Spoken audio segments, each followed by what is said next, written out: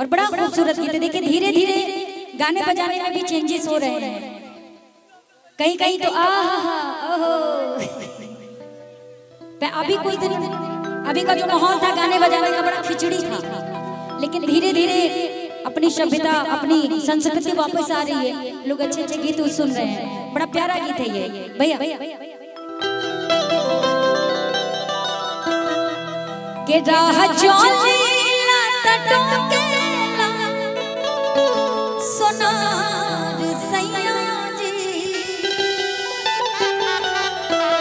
एगो जनी के अच्छा एगो जनी अपना परदेश से कमा के आइल बड़न, अपना मेहरारू खातिर सोना बड़ा महंगा होत बा, यही से जा करके एगो नथिया खरीद लेलन अपना कमाई से।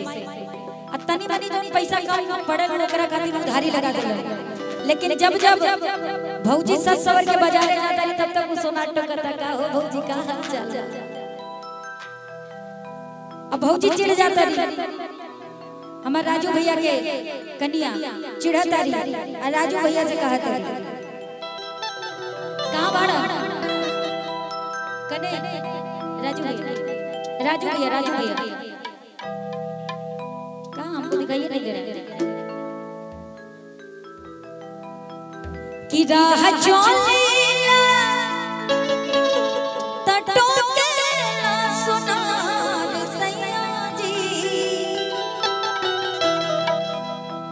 काहे नथिया गढ़वला उधार सैया जी। काहे नथिया गढ़वला उधार सैया जी। आई कि राह चले ललटो के ना सोनार सैया जी।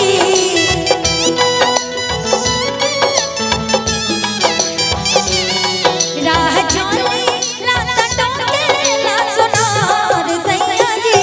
काहे नथिया गढ़वला उधार सैया जी।